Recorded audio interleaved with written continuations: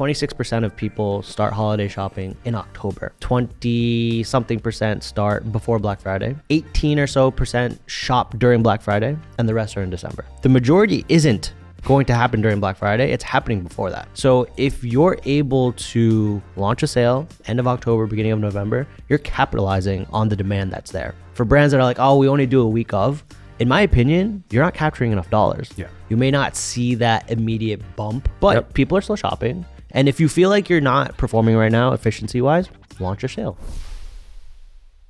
Welcome back to another episode of Chew on This.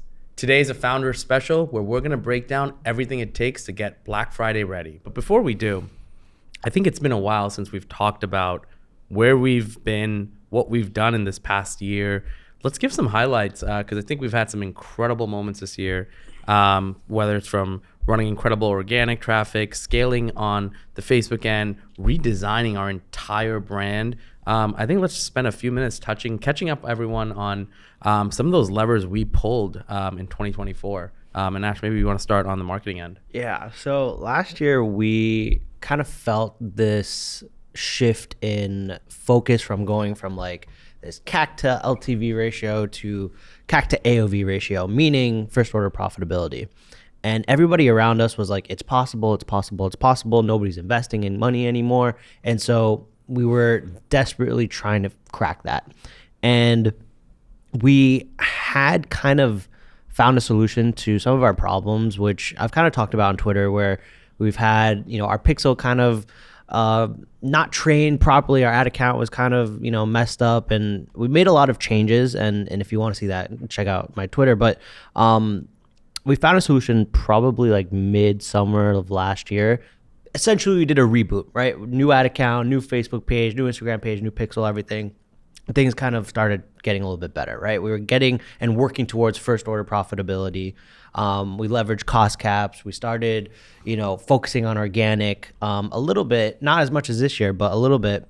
And then we entered retail, and then it hurt us. It hurt us again, and we went back a step. It's one of those things where you go 5 steps forward and 10 steps back. So, figured out retail side of things, right? Where, obviously being in Walmart nationwide was such a big accomplishment for us.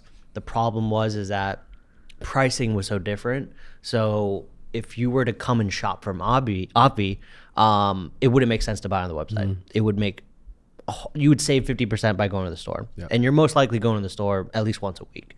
So once we figured out, okay, well, retail, we need to have a product line that's meant for retail and a product line that's meant for D2C. So naturally that's formulating a new product, right? For example. And by that, you mean top of the funnel has to be a completely different product. Exactly, right? So our top of the funnel was our collagen infused fat burner, which retailed on the website for $39.99. At Walmart, it was $19.99. Mm-hmm. Now, if all of our marketing assets are around Walmart, where are you going to go buy, right? So once we've kind of fixed these things, right, from the ad account to new product at top of funnel, launching 2024 completely from scratch almost. I believe this year we're up 150%. Wow, disgusting. Year over year. Profit is up. This is probably our best Profit's year up 400%. And so once you start you realize you're 5 years into this, right? And you think, oh, by now you might have figured it out or whatever it is. Trust me, like there's going to be times where you almost have to start from scratch and rebuild. And that's what we did. So this year was really focused around, one, how do we get more brand awareness? How do we get more eyes on the brand outside of just leveraging Meta and paid ads? The problem is that Meta's not going to do that for you anymore. CPMs are expensive. We're already nationwide in major retailers, so we have a lot of distribution. So eyeballs are coming from there, but our social organic presence sucked. Mm-hmm. None of our social profiles we didn't go viral. We didn't have any viral moments. And it felt like everybody around us was having these moments where they're getting millions of views, or an influencer popped off for them, or they're on TikTok shop and they're doing amazing. We didn't have any of that. Yep. And once we switched our focus to building that, everything else got better. Ads got more efficient. We spent more. We were profiting more per first time order. Mm-hmm. Retail velocity went up. when you start thinking about like overall brand awareness and not just direct response marketing, that is what truly moves the needle. It's not going to be how do you set up your ad account. It's not going to be like, oh, well, am I using this bid or this strategy here? There's 3 core pillars: brand awareness. How much creative can you put out there? How much content can you put out there? Content organically in your paid stuff. How many creatives are you testing on a weekly basis in your ad account? And then the third thing, which is constantly tweaking your website, constantly making it better. If every single month you can improve by 5%, that adds up over the year. And if you're constantly complaining about your CAC increasing, the best way to do that, or best way to account for that, is just make your website convert better. So those are the 3 biggest things. I mean, we could dive a little bit more into it, but yeah, I think the one piece that you kind of mentioned, which is I think the theme of a lot of our learnings, was like you said, even if you're 4 or 5 years into your business, don't take it for granted, because at some point you may have to hit the reset switch. And I think the reset switch was, for some people, sometimes it's like, oh, let's reset one part of this, or let's rethink our strategy on this. For us, I think the reset really came across the board, whether it was top of funnel strategy, whether it was even just change in brand awareness to, direct conversion funnels. And then it also stretched all the way towards branding and design. And I think it'd be great to touch on that too, which is like how that's come up. And we'll put it up on the screen, some of the before and after of it. But maybe we want to touch a little bit into that transition and thought process. And did it stem from, oh, well, marketing is also making a gear and switch, we need to do it, but or where did it kind of spark from? Well, I think it all sparked from retail in general. Obviously when we were just direct to consumer, I think you can sell dirt. So the branding, obviously everything had to look cool and clean, but there didn't really need to be much of a thought process behind exactly how that hierarchy showed up on the package. Once we got into retail, once we got into Walmart, I think we've talked about it before, things were a little bit slower moving.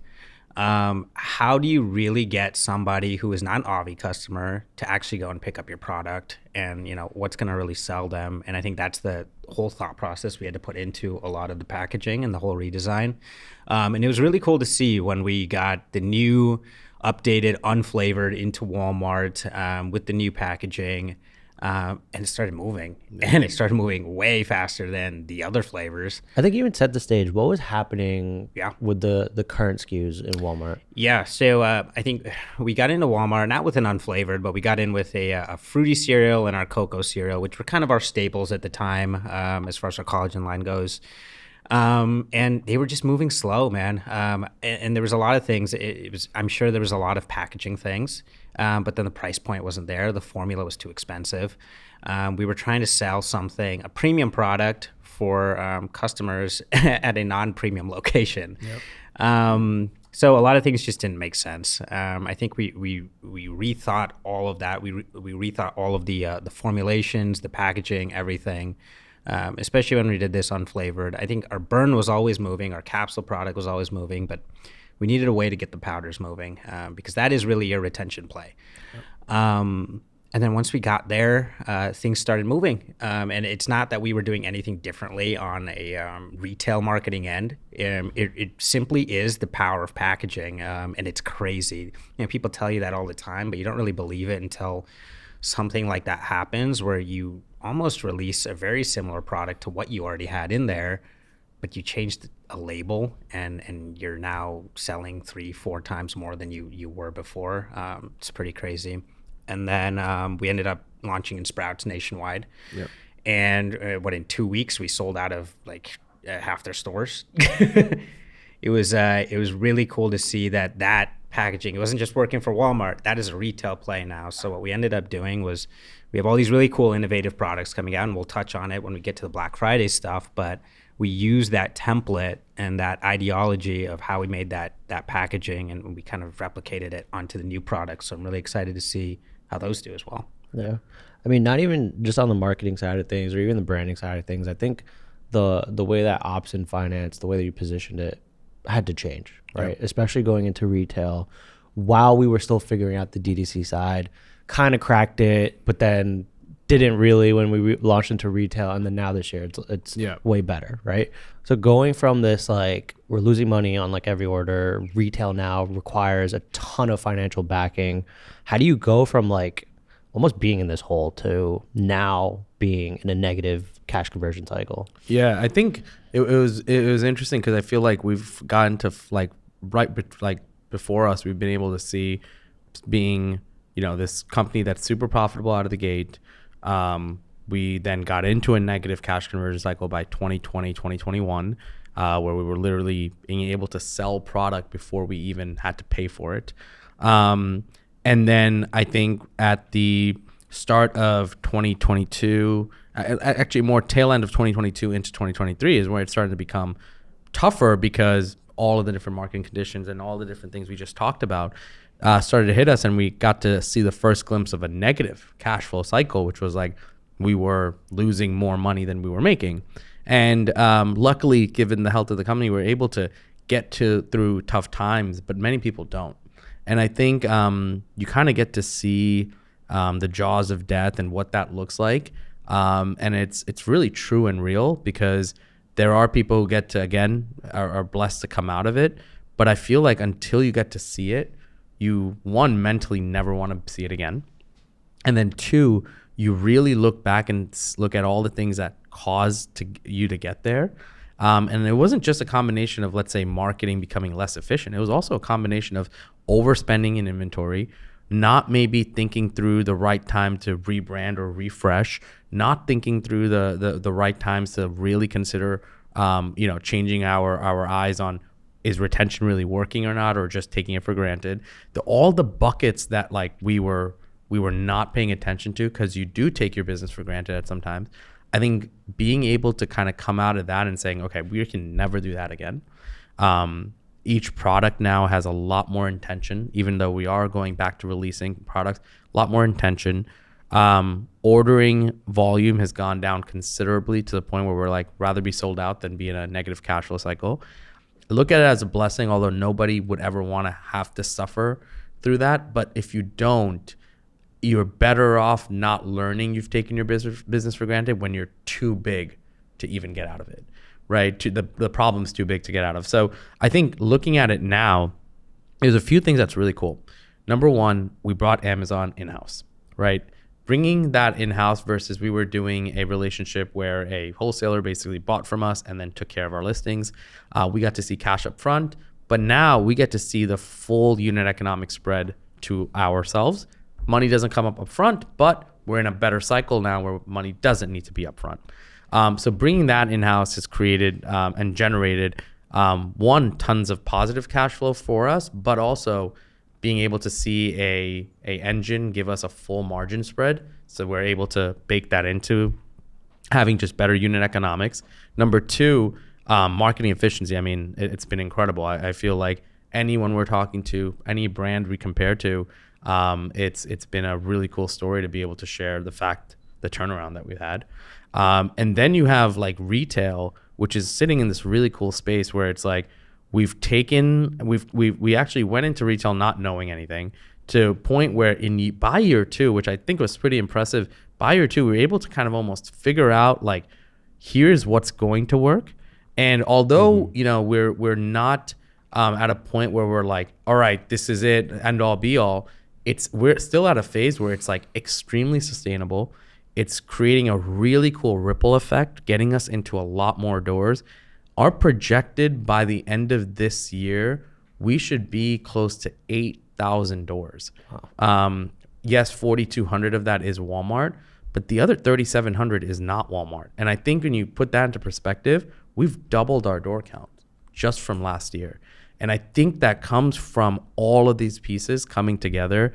Amazon effect, your retail, the brand refresh, your D2C getting improved. So all in all, I think what all of that coming together does is like create a lot of operational prowess, a lot of financial capabilities to be able to invest more and whatnot. But more importantly, I think it just takes off the stress. Mm-hmm. All right. You look at the finance department, the conversations that are there, the mood that's there, the ability to want to spend more. It's better than ever.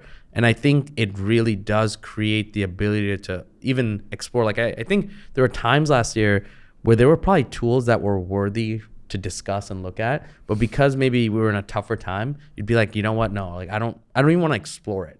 And who knows? Maybe there were things that were great at that time, but now everything is like, all right, yeah, I'm happy to explore it, and I'll decide if we think it's going to be worth it or not. So I think it's really cool to be in this position. Obviously, easier said than done for everyone, but being able to kind of go through the full cycle now, definitely know what not to do better than ever.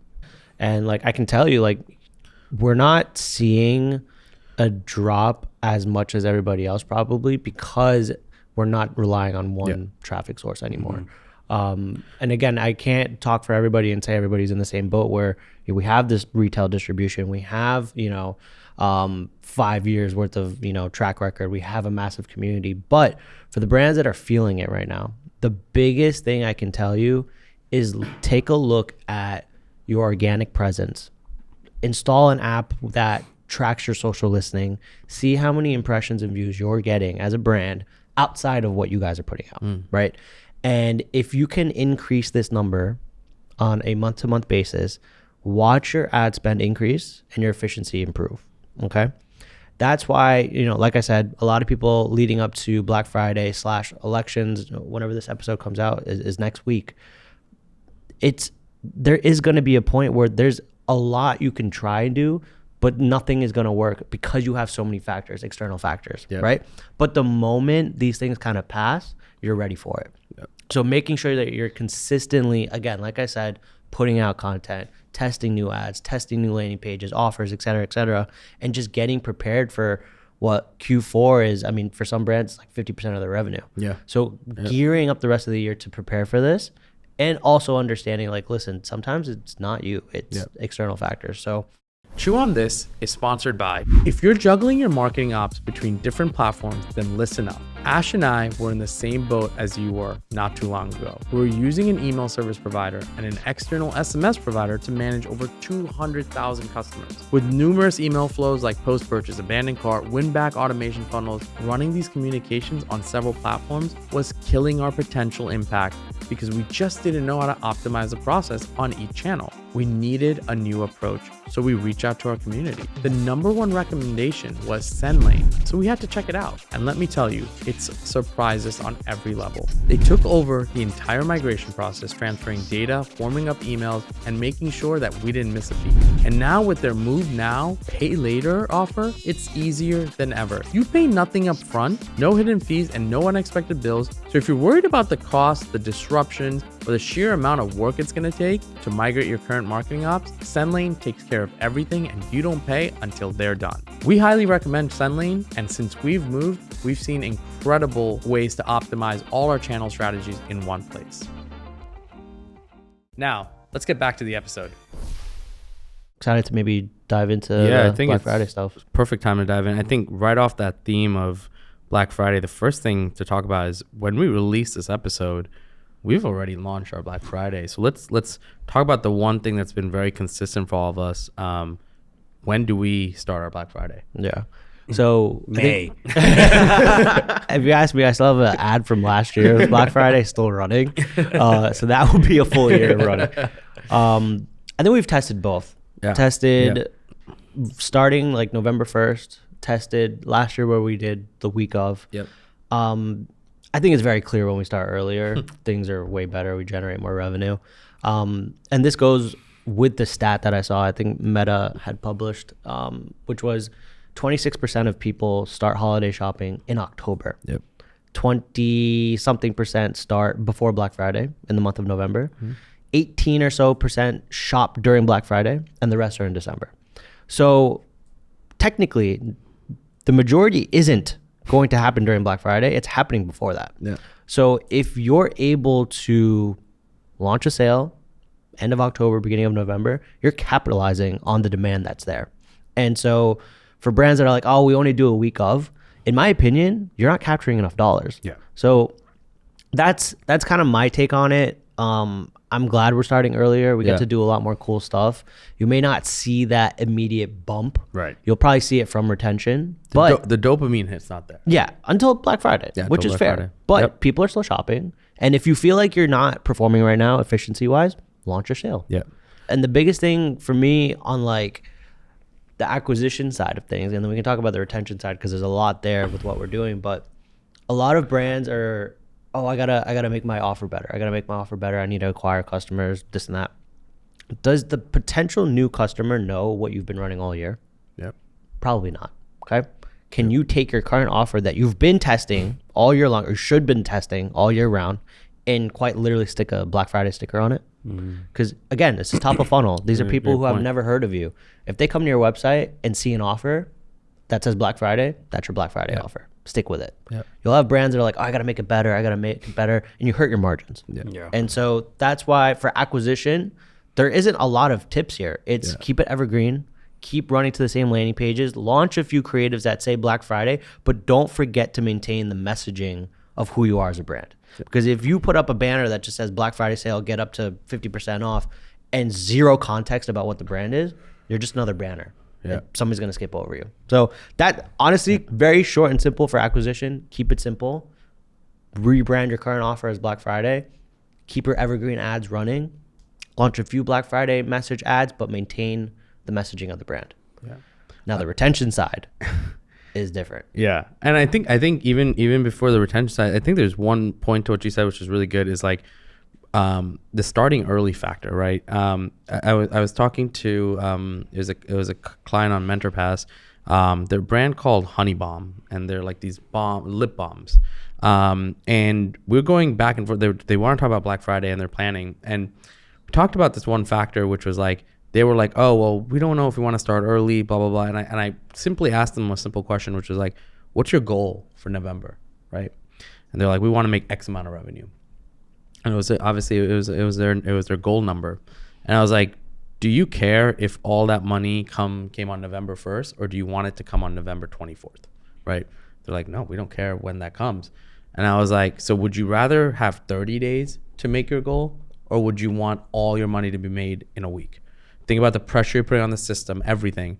And I was like, if at the end of the month you make your goal, does it matter when the money came in? And like, I think they had stopped for a second. And I think the realization point was like, we've all been trained to think it all has to happen in this like small time period. And it's like, I feel like it's an age old practice. And it makes sense. It is when the most hype is, and no one's saying don't do anything that week.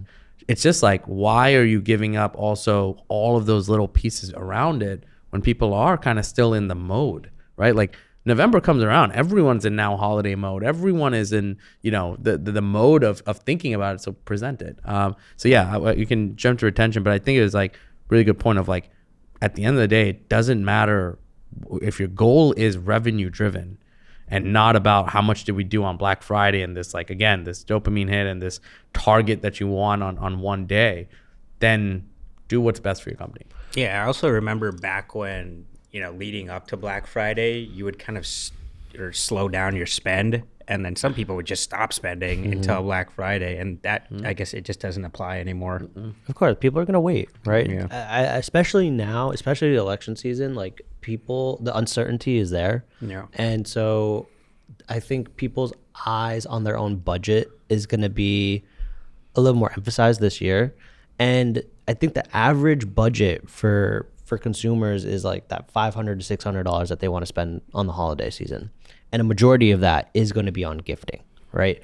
Would you rather start your sale later when that somebody's budget has kind of already been depleted? Yeah.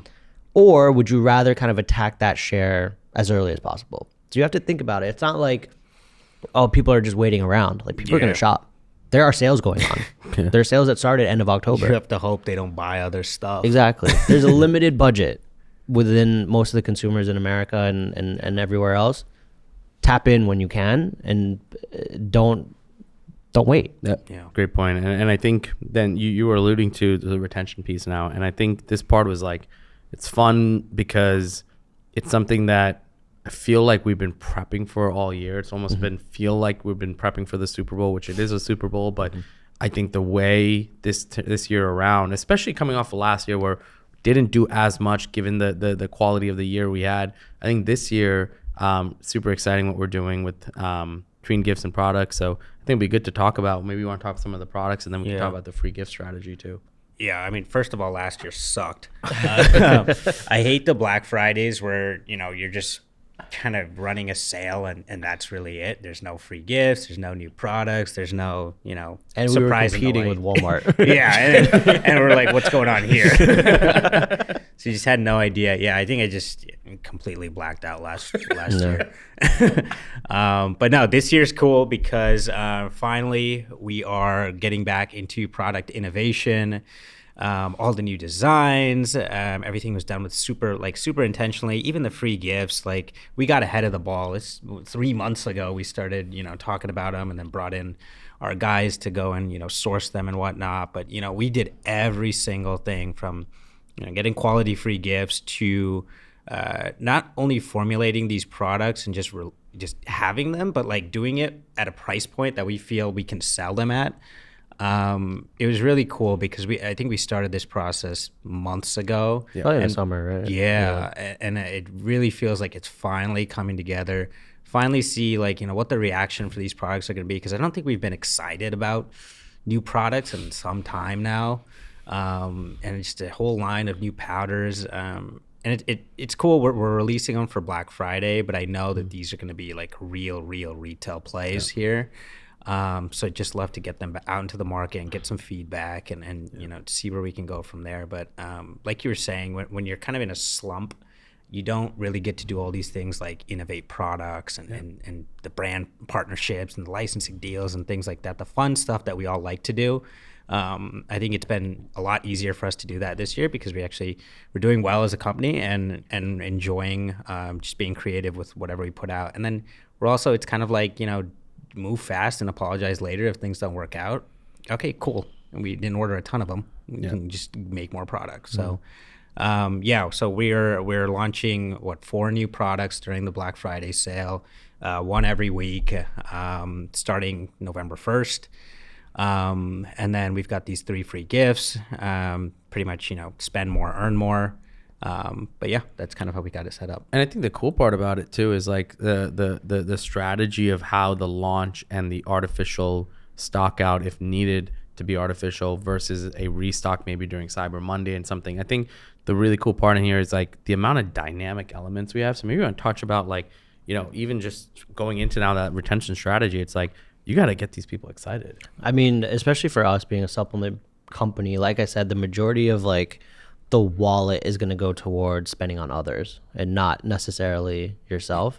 I think that's where giving people a reason to come and shop from you. Like I said, there's a finite budget. What is the reason that we're going to offer you to come back? Because everybody's going to run a sale. Yep.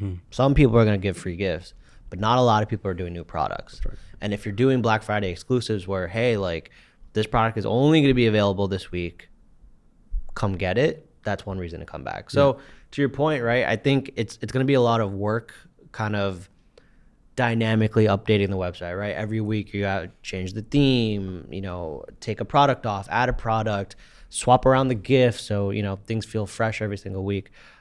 This is just something that you kind of have to do, especially given the year that we had last year. It's like we're trying to go all out, make sure that all the customers that we've acquired this entire year come back and we can start realizing that LTV, right? So I think some of the other tips and tricks that we've done have been going live in our community, setting up, Facebook events for when the sale starts, really segmenting, our audiences to really see the right offers at the right time, when it comes down to, email and SMS. But I think even today, I think we're going live and really hyping up the community, which is something that we do quite a bit. And for brands who don't necessarily have a community, it's honestly a cheat code because one, you get a sub set of customers super excited about this sale, Yep. they're going to go and post about it in the community. They're going to talk about it. The rest of the community finds out. Then the rest of your customers find out. And now it becomes a snowball effect of, and it's on top of your traditional retention marketing, right? Your email, SMS. Not everybody's going to open up an email, especially when you have 20 other Black Friday emails. SMS also, you don't have everybody's numbers, but a community allows you to kind of reach every single person that you don't necessarily have access to otherwise. Yep. And so that kind of gives us a head start when we start kind of launching this stuff. Yeah, and I think one piece on the retention efforts too, it's like, I think a lot of Black Friday becomes, and I see a lot of companies do this that don't have maybe the ability to create a lot of SKUs, is it just becomes redundant and sometimes like inundated with the same stuff. And I think this year is like, and what I'm excited to see unfold is like the perfect balance of even just a strategy around free gifts of like, hey, you know, we have free gifts that are pretty much priced around the same cost level, which gives us the flexibility to say, hey, like week 1, you can get this, and this type of cadence. But week 2, we may actually switch it around. So now somebody who wanted to buy and wanted to get this free gift, but they didn't spend enough, now can earn it again, driving that second purchase. I think what's cool about some of the strategies of like dropping a new product every week is we're very confident on getting the first purchase, but like if we can get them back, you know, 2 times and we can average out like 1.4 orders per customer maybe during Black Friday, that's when this becomes much more powerful, much more monumental. So I think that's super exciting. Yeah. And it's really cool to see, like, you know, we started this back in the summer, and when you go from, and there's so much that goes into just a product launch in general, from just the initial formulation, and then you got the back and forth with the sampling with the manufacturer, and then after that, you know, that goes into production, and then you got to create the label, and then you got the manufacturer, you got back and forth with them as well as far as the compliance and whatnot. So then once the labels are printed, the manufacturer is doing his thing, you got to go and get content. So when we went and got content, and now finally that's all coming together. And then once you have that, you got to do product. You need product knowledge. So I got to send you product knowledge. And then with that product knowledge, we got to create all these other assets. So it's a ton that comes together. And now that we're doing, you know, 4 launches this month, I get the dopamine hit with 1 launch. Mm-hmm. If I could see 4 things come together, man, I might be blacked out this year. And all 4 do well. That's like hitting a 4-leg parlay. And I think maybe let's get into a little bit of the tactics of communication to your customer base, right? Because not all of us can go and spend tens and hundreds of thousands of dollars on acquiring new customers during Black Friday. So, you know, you have your standard email, SMS. Any call outs there that we're doing anything different there? Otherwise, let's talk about push notifications and even calendar invites. But anything on email, SMS that you've really been honed in on? Yeah, so I think with the recent iOS update, deliverability is such a huge factor now, where I wouldn't advise brands just blasting the list with a sale, right? Like I said, you got to get very specific with the messaging. And to be fair, you should be doing this throughout the year, which is really grouping specific people together. Okay. So instead of sending one email to 100,000 people, I would prefer you to send 10 emails to 10,000 people, right? And then each one of those emails are very specific to that group. Yeah. This way, when it comes down to it, deliverability is way better. Your open rates are better. Your click-through rates are better. Your engagement of the person receiving the email to interacting with the actual email itself is better. And that kind of reports back to these ESPs, and you'll probably see better deliverability. So that's the biggest thing I can say. And then also within just content-wise, testing different styles of emails, right? You don't just have to send out beautiful graphics. Yeah. You can send out a text email, you know, address it to the customer and have it, you know, coming from the founder, you know, make it personalized. But yeah, obviously do graphics, do text. You know, try to send as many emails as you can, because that's just the name of the game, but do it in a way that allows deliverability to improve, right? SMS, I think, can be a slippery slope, because again, SMS for us is the biggest sales channel. It drives more revenue than email, quite frankly. And but the thing is it's expensive, Yeah. right? So be careful there. Don't keep blasting the list because I mean it can add up very quickly, right? Yeah. So again, segmenting properly. Yes, maybe in the beginning you can send one massive blast. It's not going to affect deliverability. Everybody will get an SMS, but the follow-ups, make sure you're intentional with the follow-ups. Make sure you're hitting people who are engaging. Otherwise, you could be chasing revenue, but you have no idea what that cost from your ESP is going to be at the end of the month. Yeah. So those are the two, obviously the biggest things, and then the third and fourth, I mean, third is push notifications. Yep. Slam that all day, every day, because it's free, right? Literally. We've had an app since 2020. It's been 4 years of growing that list. Yep. We can send as many notifications as we want without one incurring a charge. It's something that we can just hit every day. But what I would say is, don't be pushing a sale every single day. You have the ability to do that, but don't. I would still mix in the messaging of, more brand related messaging, sprinkle in sales, get people hyped up. Hey, this is coming tomorrow, or, doing countdowns or whatever it is, like 3 days until this launch, 2 days until this launch, whatever it is, keep hitting that as much as you can. And then direct mail. Yes. I think direct mail is a big one that everybody should be utilizing. And it's especially important for the people that you can't reach through the other three avenues that I mentioned. That's right. Email, SMS, push, whatever it is. These are people that you should be trying to reactivate, right? The people that maybe bought a year ago, but haven't bought since then. They haven't seen any of your emails. They haven't opened it. They definitely haven't clicked. You don't have their phone numbers. But these are people who remember you, right? And now, especially at a time where we're offering a very attractive discount, we're offering free gifts, and especially launching new products, we're giving them 4 different reasons to come back and shop with us.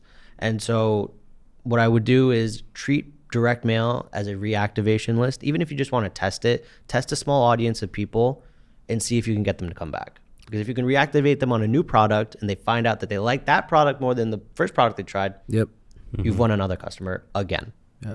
The fifth and newest one that we're also going to test out is sending calendar invites to our consumer base, which is we're using a tool called InviteJet. And I think it's been an interesting one. One that is, I think we're navigating through attribution and understanding impact, but it's also something where some of these things, it becomes a little bit less about direct attribution and direct ROI and just more so the first point we started the show with is awareness, right? Like how many times can we get into and infiltrate and pierce through all the noise and get in front of your potential consumer?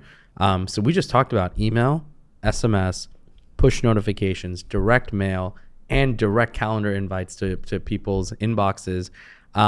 That's 5 different ways you now have the ability to get the attention of a potential customer. And I think this is where it's like marketing really prevails, where it's like, hey, it's similar to acquisition, right? You can't rely on just one channel. And I think we were all born on email and then SMS and now some of these other things. But I think the fact that we're firing all 5, I think we're going to see different type of customer cohorts convert on each one, just because it's either a newer way that they are getting communicated to, or it's their preferred methodology to block out their own noise. Like for me, I don't convert on SMS for some weird reason, because I'm just like, that channel just is like, it's usually like DoorDash. And so like I just ignore a lot of SMS, but email I'll look at and then I'll like wait for something else to trigger me. But we all have different ways that kind of push us through. Yeah, I agree. So hopefully by the time this episode is launched, most of you have started your Black Friday sale. I know we definitely have, November 1st. But for those who are kind of like getting things going or maybe waiting, any takeaways from you guys, maybe for the Black Friday season, or just any advice for the 2025 year? I feel like I get this question a lot, is like, how do you do a sale, especially something like Black Friday, and have it be on brand? my takeaway, and I think I may have said this last year as well, stop trying to be on brand on Black Friday. That's a performance marketer's holiday. You are ooh. Honestly, just make sure people know it's a sale. Stop doing the whole jab thing. Hit them with a haymaker. Tell them this is our Black Friday sale. This is the best deal of the year. Let them know, and it stop worrying about it being on brand. It's Black Friday. Everything's gonna be black. I think brand marketers in general get worried about their messaging and how things look and feel and whatnot. Don't worry about that. Everybody's doing the same thing. So if you want to compete, make sure you do the same thing. I think there is some sense to this, like taking products that you guys have, and obviously when you release this episode, there's no way, unless you're superhuman, you're going to be able to innovate and launch a product by Black Friday. But I think there's still a lot of strategies left within your existing SKU sets, right? Which can be simply as like, until Black Friday, maybe sell something or stock something out and then bring it back during Black Friday. Maybe during Black Friday on the first or second day, stock something out artificially and bring it back Cyber Monday. I think there's a lot of ways to get what we all want, which is a little bit of a hockey stick effect, right? And the biggest thing during the month of November, you want as many hockey sticks as you can get. And so I think just try and get a little bit creative. If you're not doing a lot of innovation or launches, there's still a lot to do within your own SKU set that I think can still bring a lot of value to your brand. I think the biggest thing for me is you're probably going to see a lot of excitement from other brands, right? We hit our first $1 million day or $1 million month or whatever it is. Make sure for you as a brand, you're not chasing these lofty goals at the risk of losing money.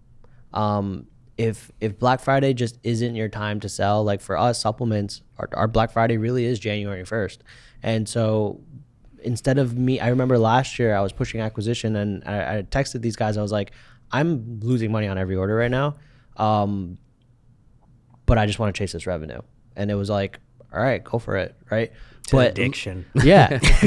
looking back on it, I didn't need to do that. Yeah, I shouldn't have had to do that. Rehabilitated you. Right. And so I think this year, no matter what happens, maintain profitability if that is the goal. Try to chase, obviously, revenue, but do it in a way that doesn't harm your business for the long-term goals or long-term future. And keep things simple for acquisition. Run your evergreen stuff, maintain your offer, and don't kill your margins. Chew on that. If you want more from us, follow us on Twitter, follow us on Instagram, follow us on TikTok, and check out the website chewonthis.io.